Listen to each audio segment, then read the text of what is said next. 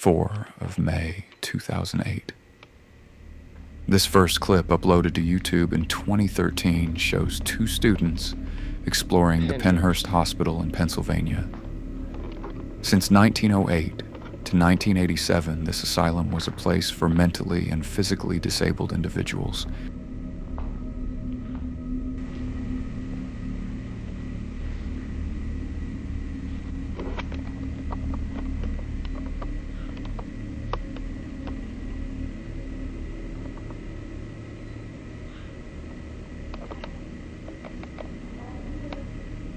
Did you? The video is found footage as shown on their fandom page.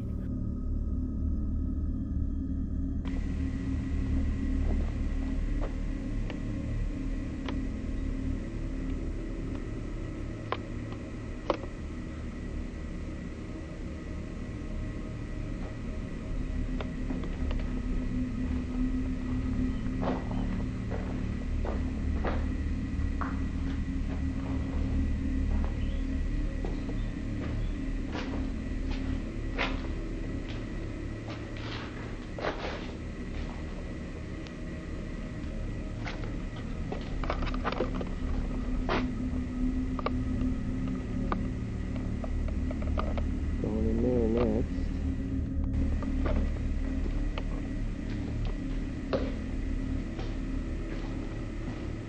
I'm in the side room. Where, over here?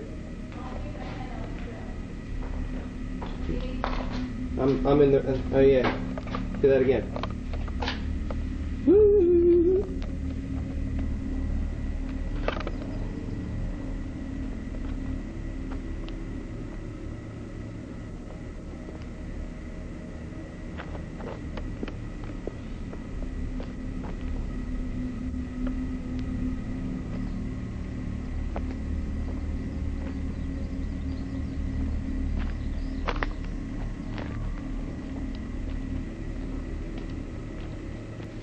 The one in the tunnels. Ooh.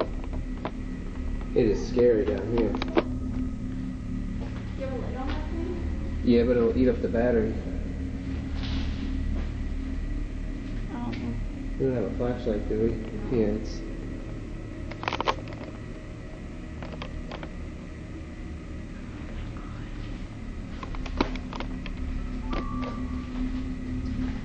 What does it say? Placebo?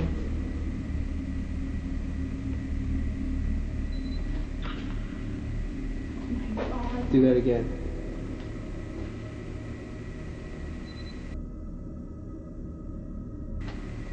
Holy fuck. That.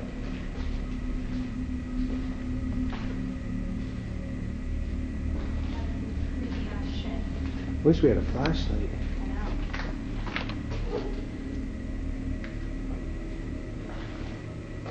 Hold on.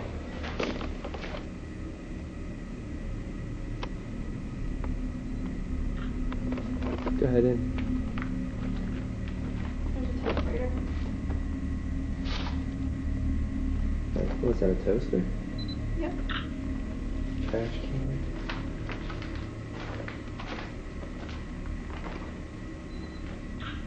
Another typewriter. They're all in this room over here. I think they were anyway.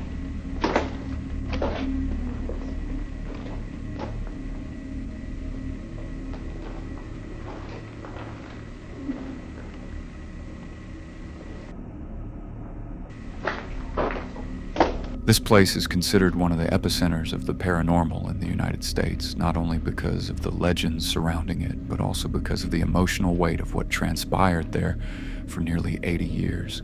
One of the most recurring and chilling stories is that of the 3rd floor of the Mayflower Pavilion. The story goes that a group of urban explorers was filming in one of the isolation rooms. Upon turning on an ultraviolet flashlight, they saw a human figure huddled in a corner. Thinking it was a homeless person, they asked it to leave. The figure stood up, but its movements were not human. It moved erratically, as if its bones were breaking with every step.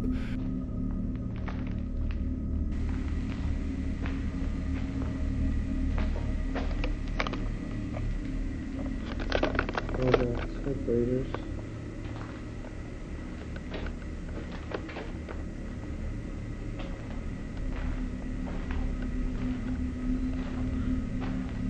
Some more typewriters.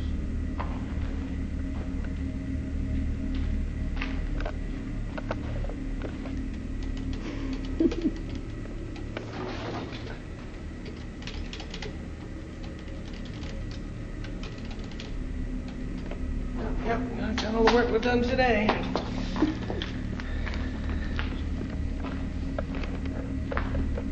Check this out. Oh, I think it's a TV. I don't know what it is.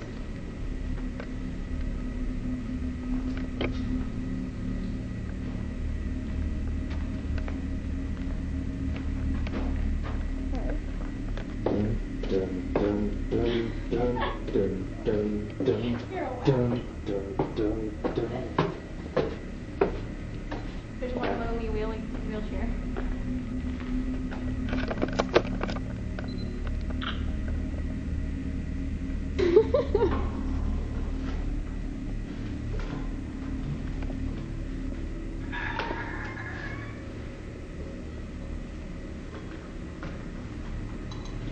I'm surprised that thing just doesn't fall apart. Right there it goes. Yeah, that thing's gonna fall through the floor.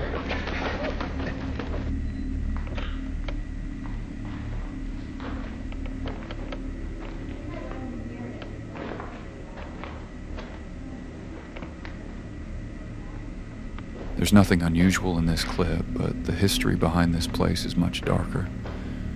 For example, while researching, I discovered that in 1968, a reporter named Bill Baldini, who entered the asylum's wards with a film crew, captured images that horrified the nation. He encountered things like children lying in metal cribs for days without being touched or spoken to, an overwhelming stench of urine and chemicals staining the walls, patients often strapped to beds or chairs because there weren't enough staff to supervise them, and many residents who had lost the ability to speak simply because no one had spoken to them in years. These are some of the sights and sounds of Pennhurst, the state institution for the mentally retarded. It's located in Spring City, Chester County. In 1908, when the institution first opened, the man in charge bitterly complained to the state that the conditions were already overcrowded. Today, things are supposed to be different. Modern 20th century man is much more scientific and civilized. Today, we no longer punish the mentally retarded. We don't exploit them either. We have come a long, long way. Now we ship them 25 miles out of town to a state-operated institution and forget them while they decay from neglect. 4 years later, in 1972, Pennhurst Asylum was declared Pennsylvania's shame by the Pottstown Mercury newspaper, which also published a major investigative series exposing the horrific living conditions at Pennhurst State School and Hospital. The article described Pennhurst as a vast dumping ground for discarded human beings, reporting on 1,700 people stored in dilapidated warehouses. What was once a living hell for those people is now a major tourist attraction and dark-themed museum. During Halloween season, it operates as one of the most popular haunted house experiences in the United States, utilizing the original historic buildings and underground tunnels. It also offers daytime historical tours, photo sessions, and nighttime paranormal investigations for those interested in the ghost legends surrounding the site. This second clip is about the catacombs of Paris. Basically, Paris catacombs are underground ossuaries which hold the remains of more than 6 million people. The ossuary was created as part of the effort to eliminate the effects of the city's overflowing cemeteries. The ossuary remained largely forgotten until it became a novelty place for concerts and other private events in the early 19th century.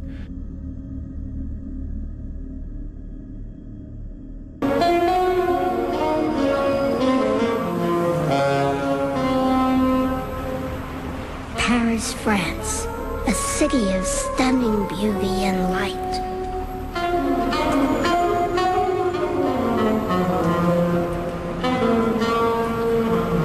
But underneath Paris, there is a darker world.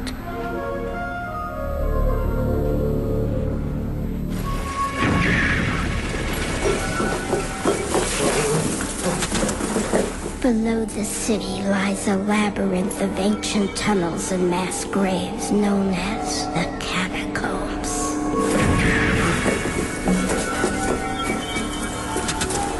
Dangerous and largely unmapped, the catacombs have been sealed off to the public for decades.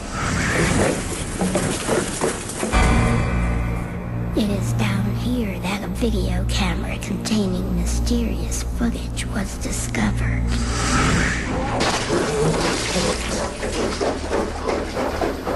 The video became famous thanks to the TV show called Scariest Places on Earth, an American paranormal reality television series that originally aired from October 23, 2000 to October 29, 2006 on Fox Family and later ABC Family. The show featured reported cases of the paranormal by detailing the location's history and then sending an ordinary family to visit the location in a reality television-style vigil. One of those locations is the catacombs. This video camera was found deep in the catacombs. It was picked up by a catacomb explorer, some of the people who wander down there. It was given to me. I looked at the tape. It's very bizarre.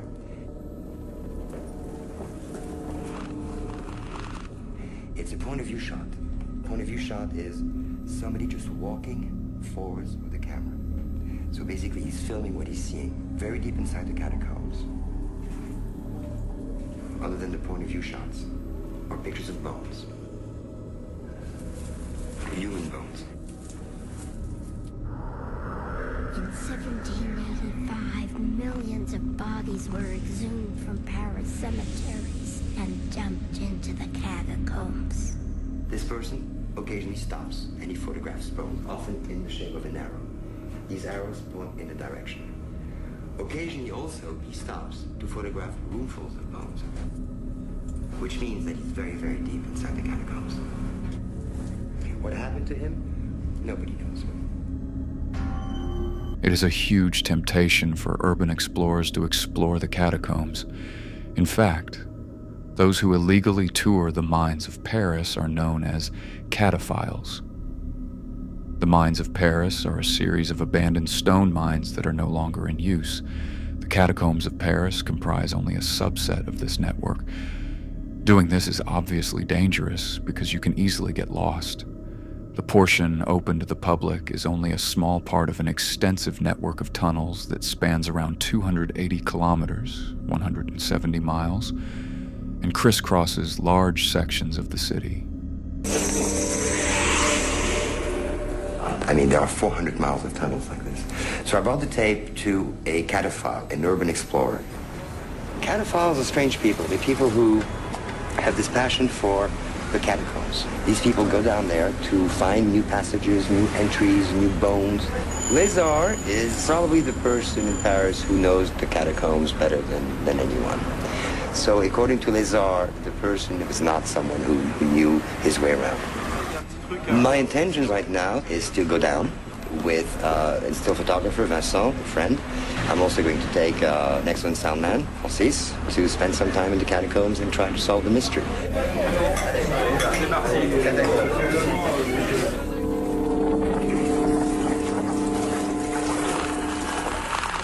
There are ways to match things up, to try to identify where this person was in the catacombs. At times you'll see there's signs, painted signs on the wall, which is not uncommon. People have been painting in the catacombs for centuries. So it is possible with these paintings that we may be able to retrace an itinerary to some extent.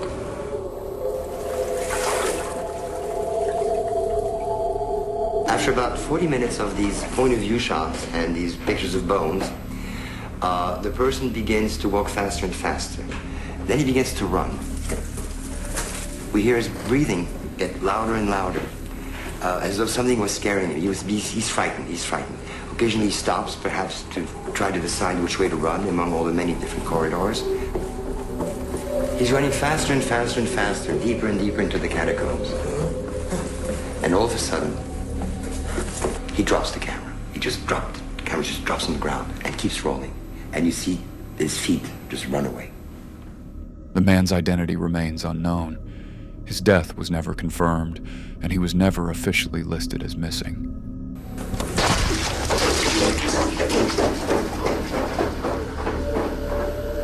And it keeps rolling until it runs out of tape. And the idea is to find an entrance. The problem is that the authorities keep shutting him down.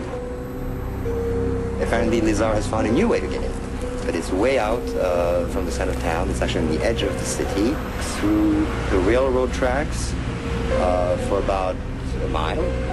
And then this little hole in the ground, and we have to crawl through it. And we'll try to solve the mystery if we can. I think I saw this on the tape. This figure with the arms outstretched, the legs outstretched. And I think after this, the camera turns right.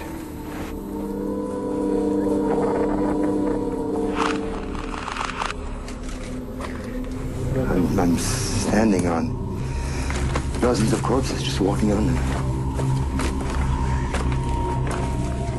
You can't see the bottom. I don't even know how deep this is.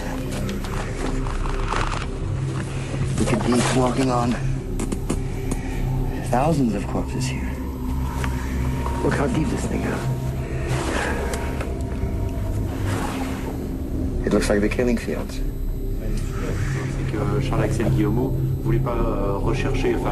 According to Lézard, if you search through these catacombs, you could find the gate to hell.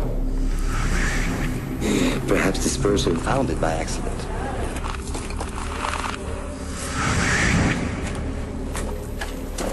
This is the gate to hell.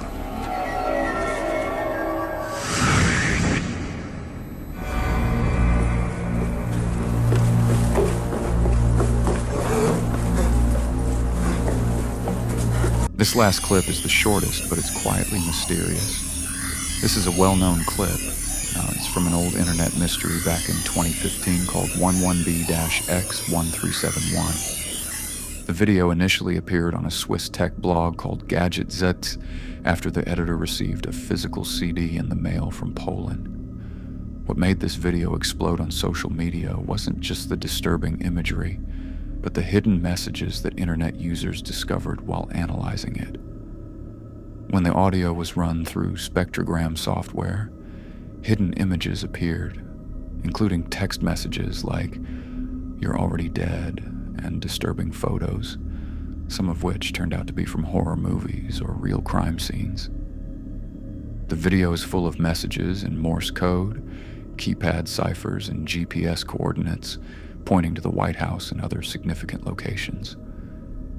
The video was identified as having been recorded at the former psychiatric hospital in Zofiówka, Poland.